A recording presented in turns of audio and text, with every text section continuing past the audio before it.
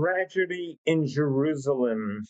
We just learned the news of a terrible, terrible terrorist attack that just happened in Jerusalem, killing 6 beautiful, innocent people by 2 Palestinian terrorists.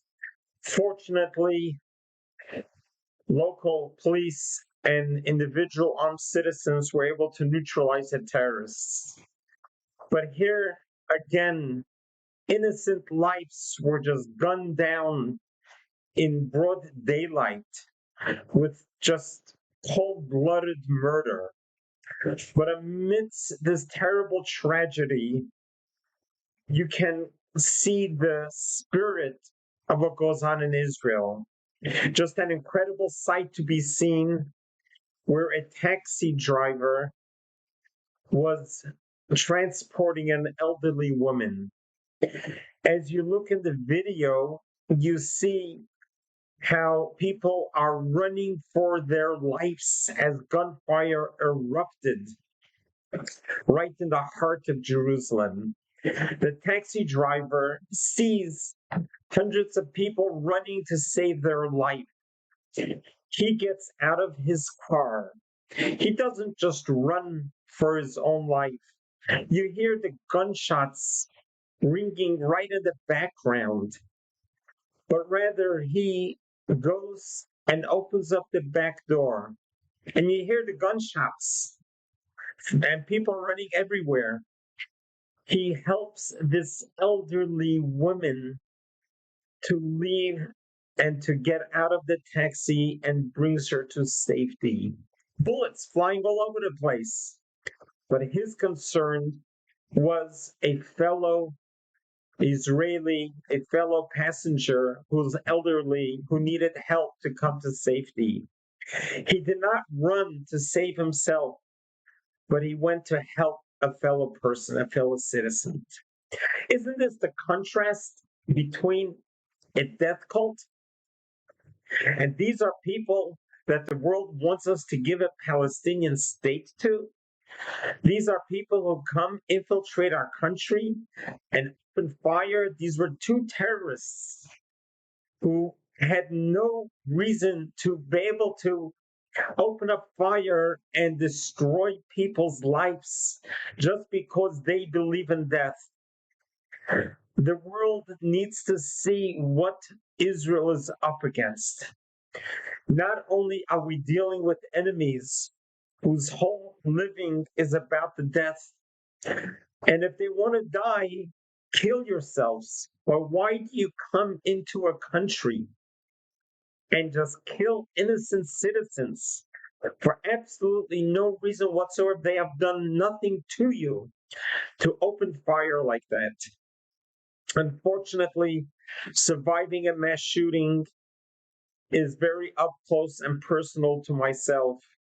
On April 27, 2019, I survived the mass shooting at our temple that we built in Poway, Chabad of Poway, when a 19-year-old white supremacist breached our synagogue on the last day of Passover with the AR-15, shot and killed Lori Lynn Gilbert Kay right in front of my eyes. And then he went to assassinate me.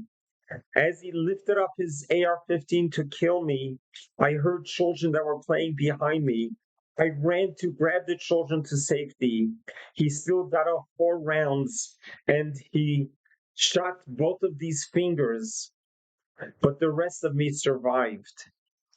I live with this trauma every single day, not only the physical pain, but the mental and the spiritual and emotional anguish goes with you all the time.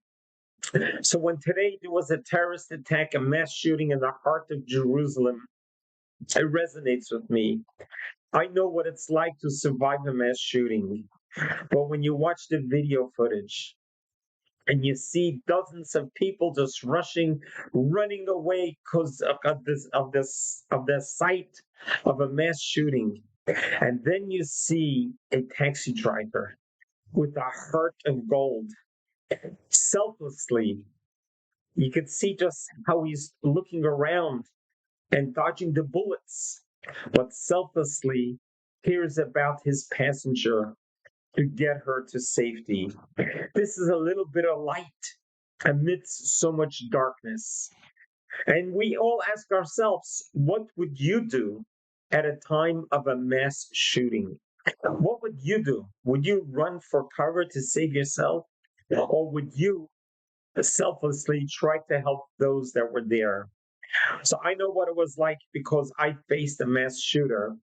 And my reflex, my natural instinct was to be able to go and save the children. And that ended up saving my life. This taxi driver, I'm hoping he made it to safety as well as he was helping this elderly woman, his passenger, out of the back seat of the car.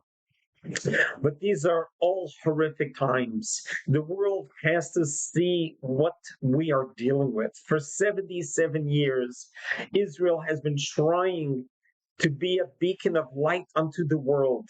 Israel, from the ashes of the Holocaust, were established in 1948, came to Israel and turned the desolate desert into a flourishing country for millions of people, including 3 million Arabs.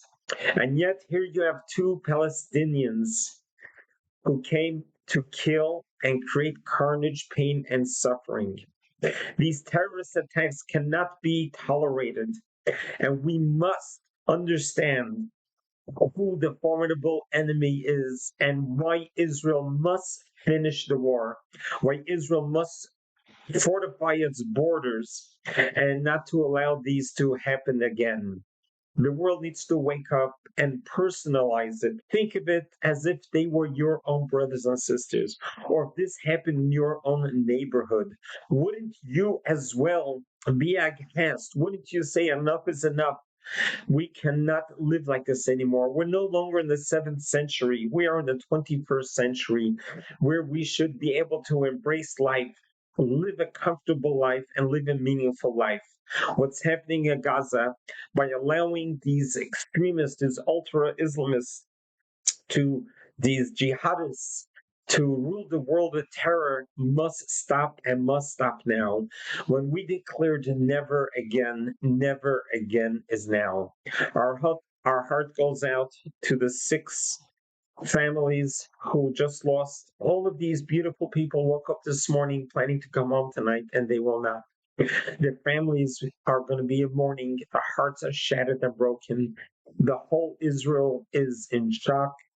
Let the world be in shock and stop attacking Israel and criticizing Israel. A little empathy and sympathy and understanding what Israel is going through.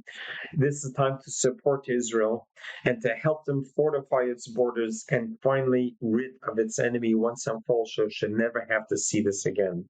May God welcome the souls in heaven. May these be the last sacrifices, and may we be blessed with complete peace in Israel and throughout the world.